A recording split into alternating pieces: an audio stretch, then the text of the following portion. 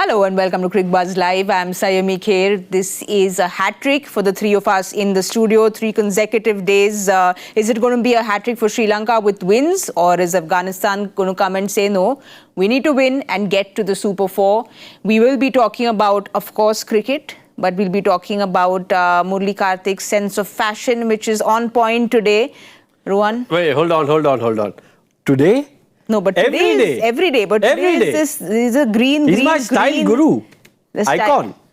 I'm surprised he's not yet been called for one of the GQ fashion awards and got an award. Oh, I'm sure he's. Have you got an award? GQ most stylish. Never. For that you need to be somebody in life and also be good looking, which neither am I. Neither of that I am. So I'm fine in Crickbus Studios wearing my own stuff. No, you're looking very, very dapper today. Thank you very much. Kartik. Thank you. And Rohan, have so you you done can see your the team workout? I'm supporting today.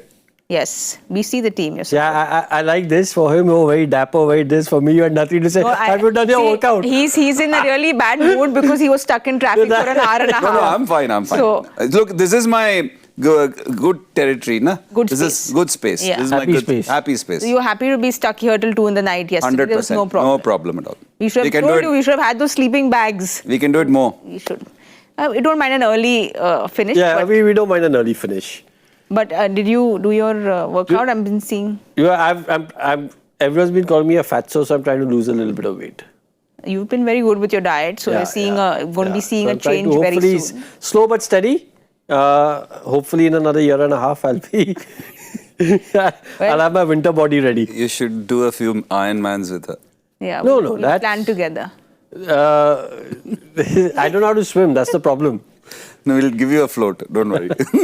Like I said, there's going to be a lot of chatter about lots of things, workouts, and we have to work out who gets to the Super 4. But Afghanistan have won the toss. They have decided to bat first. We're talking about workouts, and we've got, of course, the very intelligent Murali Kartik in the studio. Cerebral. So we have to get to you because it's a little complicated today. We know that the rivalry is gone. Bangladesh is clearly rooting for Sri Lanka today. Yep. There is, IPL used to do that scenarios.com, which we love doing. Yeah. We're going to quickly have a look at the scenarios.com to see who goes through. So if Sri Lanka beat Afghanistan, Sri Lanka and Bangladesh qualify. If Afghanistan beat Sri Lanka, Afghanistan, Sri Lanka and Bangladesh will be tied on 4 points. Afghanistan will qualify along with whoever finishes ahead on net run rate between Bangladesh and Sri Lanka. If Sri Lanka are chasing around 160, hypothetically, they need to score at least 93 to stay ahead of Bangladesh's net run rate. Hypothetically, if Sri Lanka are defending 160, they need to ensure that Afghanistan take at least 11.3 overs to chase that target down. Yep. So we've gotten it all simplified, but we go to the why 160? I've always wondered. It's because it's like the average score. Like 20 overs, 8 runs and over. Yeah, maybe like that. But yeah, it's very simple. As we all know that Sri Lanka won both. They would like to win one more. And Afghanistan have shot themselves in the foot a bit with the way they played the last game. And again, it's very important the way they correct the mistakes they made in the last game. A few bowling mistakes. At the start, Rahmanullah Gurbaz was good, but Sadiqullah Atal, that can happen. Anybody can be dismissed at the very first ball, but I found Ibrahim Zadran's innings very strange. It never ever got off the blocks at all. 5 of 12, 1 dropped catch. It never showed the intent because then you have a lot to do after that. Nabi was sent at number 4, so an experience of Nabi could he have been sent ahead of Gulbuddin in that game. That's what I felt initially. And in hindsight, the question you've posted a couple of times, and it made me think, why not Rashid Khan? Because he's got that experience to play those kind of blinders. And Karim Jannat, they sent him ahead again, got stuck a bit, which made things difficult for Afghanistan. And most importantly, the usage of Noor and Rashid Khan himself is going to play a telling, will be a telling thing in this game. I know Ghaznfar didn't bowl well in the last game, but he's good enough. He can always come back. So those 12 overs, very important. Can Fazal Haq Farooqi find some form, even if it's a couple of wickets? And I think the other day, Simon Doull made a great point. He said that in these conditions, you want your seamer to give at least 1 wicket in that power play. Makes a huge difference because after that, you don't know. they resort to cutters and stuff like that. But the new ball, if they can find that one wicket. So all these things will be in Afghanistan's head. I'm pretty sure they would have spoken about it. And for me, the most important thing is those 12 overs, how do you manage it? How do you package it? Makes a huge, or will be crucial in today's game. Rohan, Karthik summed it up really well, but Afghanistan in that last game, it was a rusty kind of a game after 6 days of a break. They want to come in today remembering that they are those T20 semi-finalists. Yeah. They don't want to remember what they did in that last game. So they want to come in with that thing in their mind that this is what we can do, what we did in the T20 World Cup. And over here in the studio, we've given them the big up. We've said they're the second best white ball team in Asia. So they've got to produce a performance like that. I think, a lot of times you're wondering, is a 6-day break good for you or bad for you? I've always felt it's not. I've always felt that you want to be playing matches in a tournament and you don't want to be, thinking, 6 days, lose a little bit of focus, lose a little bit of, that intensity. If you've got matches at a decent, after a 3-day break, you got a game, that's a far better schedule. So I think they were hampered by that. But the good thing is when you lose a game, you want to play a game as quickly as possible with enough rest so that you can forget about it and move on to your performance. And that's exactly what's happened. Again, I'm going to say at this outset, I think Afghanistan, for me, will start favourites against Sri Lanka today. Well, Sri Lanka have done well the last 2 games. They have gotten the job done. But Karthik, they have been a little inconsistent because we saw that game against Hong Kong. They had to chase down 155 odd runs and they stumbled. They had a few hiccups. That game against Zimbabwe that they had, I think some 80 runs and they crumbled there. So with Sri Lanka, this is what Asalanka, the captain, said as well, is that in the shorter format, these things can't happen consistently. Absolutely. And we're leading up 5 months to go to the T20 World Cup. So you think that will be playing on their mind? I don't think it'll be playing on their mind. Look, in modern day cricket and in sport per se, to play the perfect game doesn't happen very often. You do scratch yourself to victories and there are teams who do it very consistently. You're better at it. That's what you can say. The other team is also there to play. They are also going to push you. They're also going to have their own moments. It's about the team which wins those small moments, not the big moments. Just winning those small moments and consistently, which adds up to winning a big game. When you look at Sri Lanka, one of the things which we saw in the other game or in general, we've seen these have not been high-scoring venues. It's not been a high-scoring Asia Cup. So the start has been crucial for everyone. You think of UAE, the game they won, the start was important. Any team, Pathum Nissanka, if you're there for a long period of time, makes a huge difference. Forget the fact that he was dropped many times. The fact that he was there made a huge difference. But Kusal Mendes, not been there. So you need contributions at the start because that makes a big sort of an impact going into winning the game, and that's not happened for them. They have relied on their bowling, and they want that to change today because Kusal Mendes is a go-getter. I know somebody like Kusal Pereira. I think the left-hander is very much like a Fakhar Zaman, but he has been shunted down the order to number 4. It's a cluster of left-handers over there. So it is about managing all of that. But I feel if you have a good start as an opening partnership, goes a long way in doing well in the game. Well, I just want to say, you spoke about, we're leading into the World Cup. The way Sri Lanka are playing at the moment, unless they iron out these flaws, no one's going to put them in as favourites for the World Cup. They don't look dominating. They don't. No one's going to even put them in as favourites to get to the top 4. So they have some flaws that they need to sort out. They've obviously got a team full of talent, but they've got to sort out some flaws. Like you said, maybe get their batting order correct. Maybe we'll see a different batting order in different conditions. But at the moment, they've got a few flaws to iron out leading into that World Cup. Well, Afghanistan want to iron out a few things. We'll have a look at their playing 11 for today. They have gone ahead with 2 changes today, Afghanistan. So Rasuli comes in. There is no Gulbuddin Naib. And Mujib comes in for Ghazanfar. Oh, interesting. Yeah, but I can understand Mujibur Rahman like for Ghazanfar, sort of like for like. A little unfair you feel because that last game wasn't very good, but he's looked really good otherwise. Yes, he has. But again, sometimes you have the yardsticks are different for different people, maybe in this case. And they felt that maybe Mujibur Rahman deserved a go in a crunch situation. Gulbuddin is an interesting one because I think he was all right in the last game. They sent him up. Yes. He tried his level best, but wasn't to be. But interesting that they've made those two changes. And look, we've seen a few changes being made. We call them a bit of a panic sort of a button being pressed, but it worked. It worked out for the team. So maybe that's what Rashid and company want. Rashid and Jonathan Trott. They feel that Mujibur Rahman, with all his experience, will come in good. Like you said, they've gone ahead with experience for today's game. He is the 4th highest wicket taker for Afghanistan. But what do you think separates him out from the rest? Because they just have a problem of plenty. You know, they've got a Rashid, they've got a Noor, Ghaznfar. So it's almost like, who do we pick today? What separates him from the rest? Well, also you have to look at his economy. It's pretty good. We talk about him in T20 cricket, you know, being the 4th highest wicket taker. He's not that far. If he gets 3 over here today, he goes ahead of Naveenul Haq. But I think again he's got that ability to flummox batters consistently. Yes. So they've gone with that experience, and again I just think they've realised that on these pitches the spinners hold the key. The spinners hold the key, and they want to go into the stronger side because they see, for Afghanistan the equation is simple. Yes. Win the game, qualify.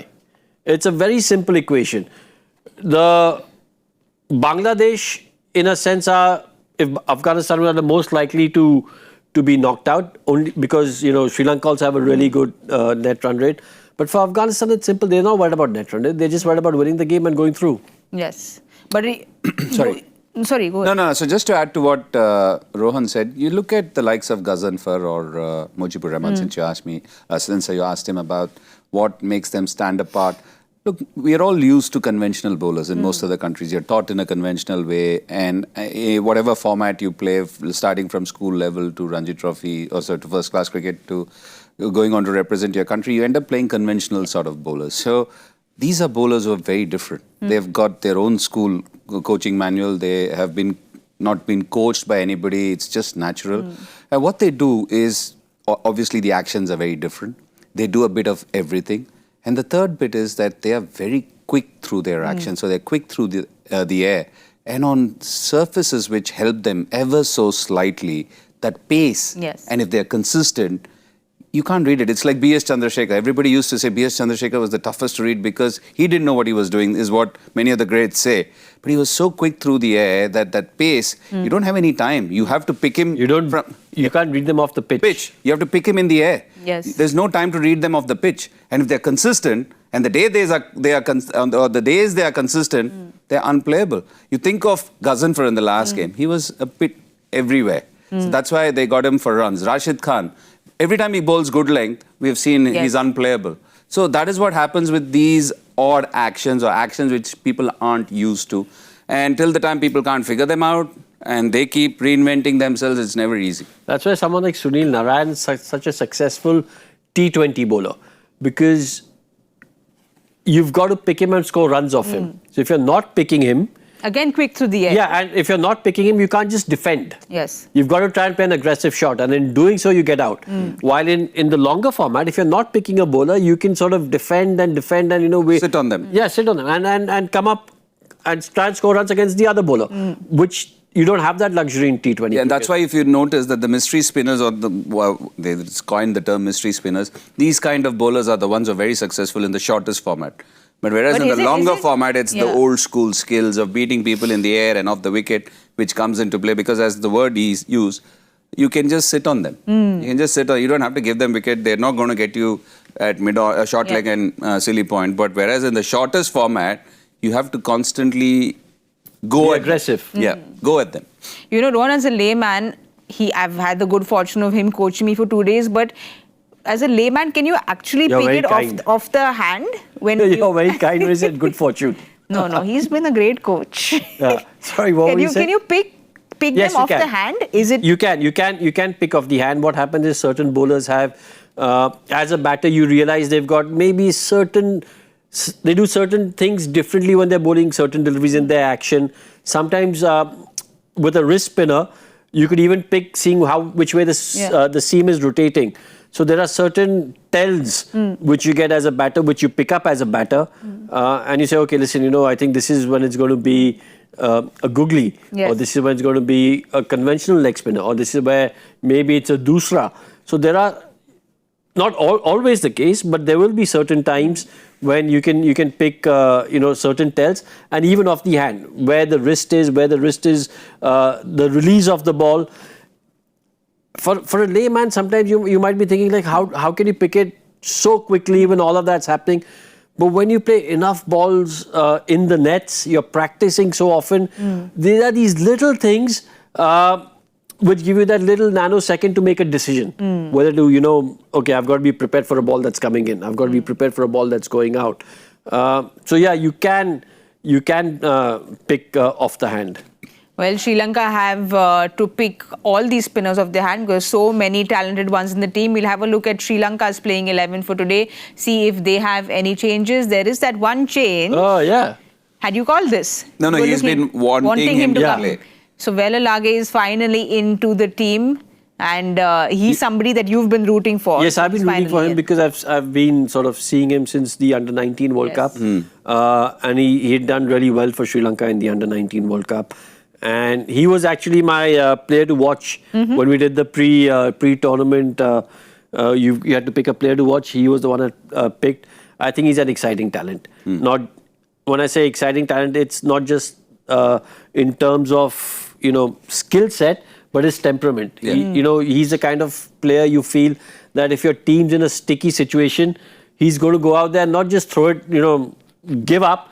He'll fight it out, whether it's with the bat or the ball. With the bat also, he's got ability. So he's someone who I think in years to come, as his career progresses and years to come, he'll be spoken about very highly in world cricket. I think he's been there in international cricket for 4 years now. And he's absolutely right. The first time I saw him was that pandemic time when India sent a team to Sri Lanka. That was the time when England and India were also battling it out. This was under Rahul Dravid. There was something about him, as you said, he's got a bit of steel, a bit of mongrel, and as a spinner as well, he's pretty good. So yeah, it's pretty impressive to see him. It's good that he's been given a chance, and Rohan's prayers have borne fruition. Well, I know what he did to India in the last Asia Cup because he picked up that 5-4. So I remember very well what he had done to India. But even in the domestic circuit, he's somebody who's in this very esteemed trio there because he has got 350 runs and he's got over 25 wickets. So he is in esteemed company there as youngster. Yeah, absolutely. And like we said, 26 wickets. Again, I generally look at a lot of economies in T20 cricket because, a lot of teams would prefer an economical bowler than a wicket-taking bowler for some reason in T20 cricket. But along with a really good economy, those runs very handy with the bat. And if you're on a list in Sri Lankan cricket with Vadindu, that means you're doing something right. Yes. Well, there's spin everywhere. My head is spinning a little bit just seeing the amount of quality spinners that we have in the Asia Cup. We've got a question coming in from someone on Ask Crickbuzz Live. Sriraj asks us, Aksar, Kuldeep, Varun, Hasaranga, Tikshana, Velalage, Rashid Nabi, Gazanfar, Rishad, Nasum, Mahidi, Ayub, Abrar, Mukim. What a probable Super 4 lineup. Most potent spin attack. Hard for me to pick one. Crickbuzz experts, they need help. I think without a shadow of doubt, it's the Indian trio. Indian trio for you. All of them very varied and all of them very skillful.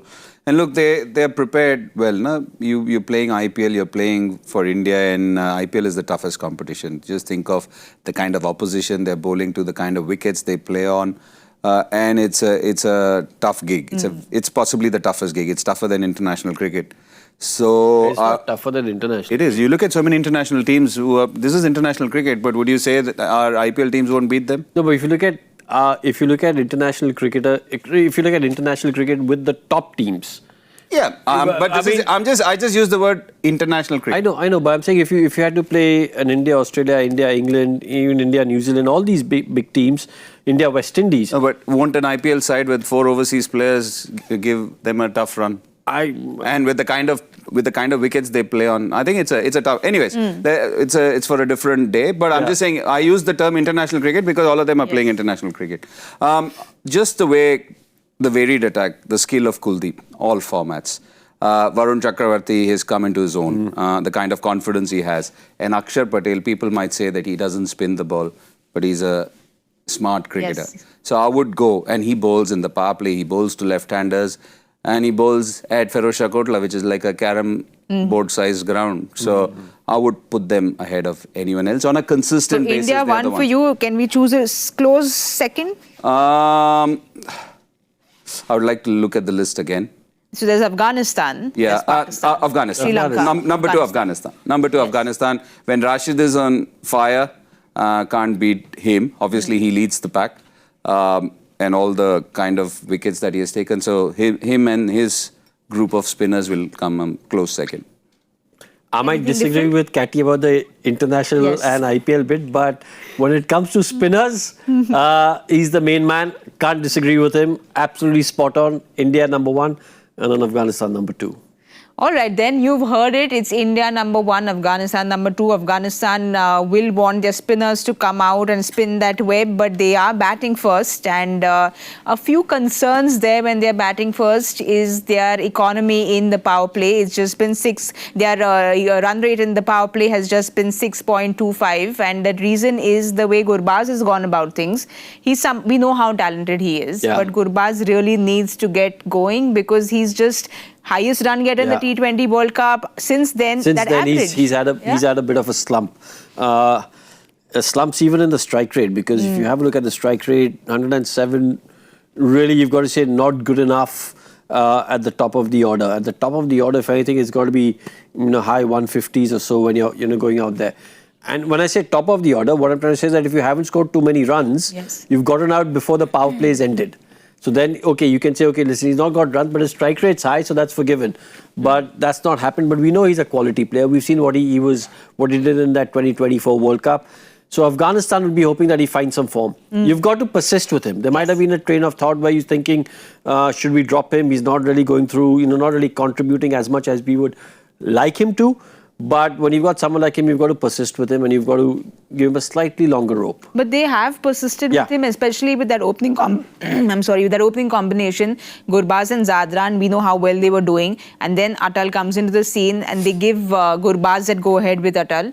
So do you think he needs to maybe shift things around a little bit, because he's someone who's very aggressive from the word go? Do you want him to just be a little calmer, a little slower to just find his groove? It's a tough one, because there are certain players and certain batters play a certain way and it works for them.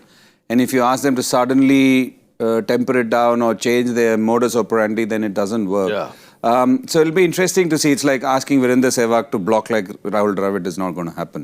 Or Rahul Dravid to bat like Virender Sehwag is not going to happen. I'm just giving you maybe not the correct explanation, but that's how it is. And especially in this format, you don't want him to start second-guessing himself at the top of the order. So I don't think that is the answer. So back his game. Yeah, back his game. And more importantly, look, at the end of the day, we all know that in sport, statistically, all of us have bad days, more bad days than more good days. And the most important thing is, as a team, they back him. He's, as you rightly said, he's a quality act at the top of the order. He's a dasher. And he needs to come good. He will come good, and I just hope that for the sake of Afghanistan, the sooner the better. Well, they say don't judge someone on their bad days. Judge someone on their good days and what they can do on their good days. Yeah. If he gets going, we've spoken of the fact that the power play is crucial in this tournament. If he gets going, he'll give Afghanistan the kind of start that you want in the power play. We're talking about that power play, and why we are speaking so much about that power play in this Asia Cup is because I think 10 times in the 11 games so far, the ones who have had a good power play have gone ahead and won. Yeah, look, we've just 10 minutes ago, I think, made a mention of that. We've, especially with respect to Sri Lanka, that we've seen with low-scoring games, with the ball, with the bat, you want the teams to start well. And if that doesn't happen, you're chasing your tail a bit. And yeah, absolutely. And I think the proof of the pudding, as you said, is in the eating, and over here the stats back it up. And it's good. At the end of the day, you want teams to do well, and it's the same for Afghanistan and Sri Lanka. If it's Rahmanullah Gurbaz and Sadiq Atal, it's the same for Mendes and Pathum Nissanka, because he has gone well in a controlled way, but he hasn't had anyone to give him the kind of starts. It's not just a one-man show, it's the others as well. You need both of them to dovetail well, and that's not happened as openers.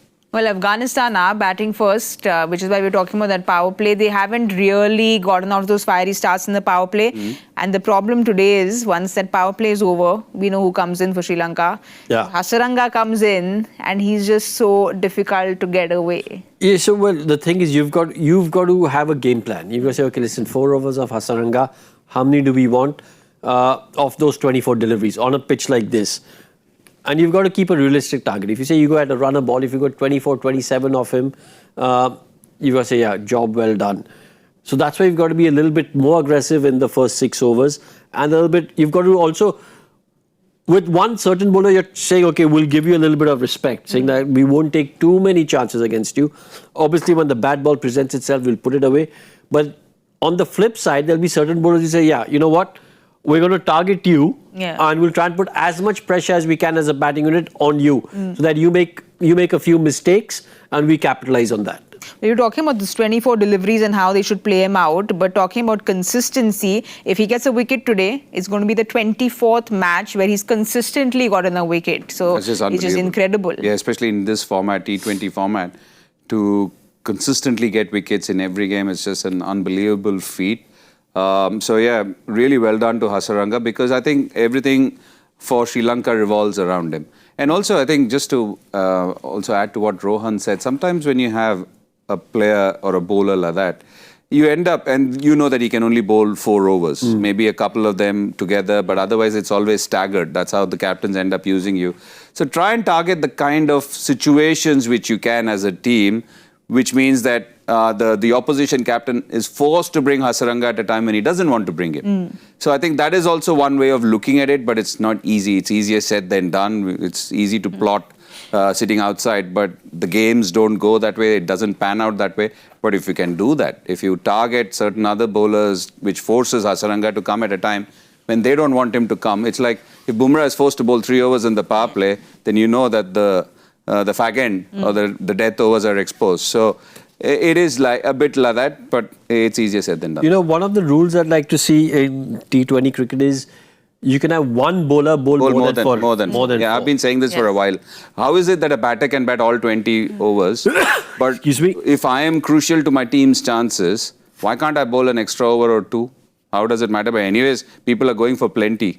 Poor guys, the economy rates have gone over the roof, shot over the roof. So if somebody is crucial to his team's chances, he should be allowed to bowl. So unlimited, 5. Or you want a limit? No, 5. One more over, 5 or 6, why not? 5 or 6, but not more than 6. Yeah, batter can play all 20 overs. Do we say 50 and retired hurt? You want 5 overs. Is it like those practice games, 50 and retired hurt? No, yeah, but you've got to have, for whatever reason, it's obviously rules are askew in the batter's favour. And because the rules are askew in the batter's favour, I say it's a bowler's game. Yes. Because the bowlers can get away with a lot more. If you get hit for 2 or 3 sixes, no one says anything. They say, okay, yeah, it's a batter's game. But you're right, I'd like to see 5 or maybe 6, but there's got to be a cap to it. Well, this is a new rule. We'll see if this happens, because lots of changes happen courtesy Crick Buzz. We have seen this. So we never know. We never know what can happen. But for today, I want to stick to again seeing those scenarios for one more time. Afghanistan will be batting first. So if Sri Lanka are chasing around 160, they need to score at least 93 to stay ahead of Bangladesh's net run rate. We'll see if that happens, because there's lots to play for. And there's always lots to play for when Mr. Joy Bhattacharya sends us a question. Rohan, pressure's on you now. Pressure's because, on me. Yeah. Yes. Yesterday, I've got to say, it was spoiled. Before we could sort of figure out what it was, someone came and gave the answer away. I'm not going to say who, but it was uncalled for. You know who it is. Yeah. Person who's done it, you know who it is. Let's have a look at the Joy Factor question of the day. If Saim Ayub and Shahid Afridi are joint, second in this list of Pakistan batters, followed by Kamran Akmal, Mohammad Hafiz, Babar Azam as joint third, who holds the top spot? Question's a bit complicated. Yeah. We'll have to go through the question a few times. Yeah. Basically, Afridi and Ayub are at number 2, and then the Babar Azam and someone at number 3. But who's number 1? Again, who are the number 3? Kamran Akmal and Hafiz, I think. Kamran Akmal, Hafiz and Babar Azam. Who holds the top spot?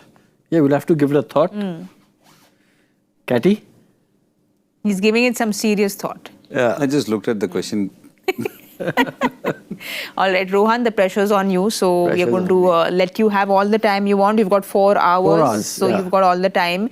I don't mean to rub it in, but I know your predictions haven't been good, not only here, but even with traffic estimates. No, absolutely. So, Absolutely. so I they've been think pretty bad. you choose who goes first.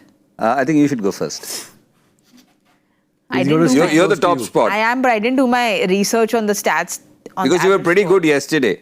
I actually questioned you a couple of times, but it nearly came true, what you said.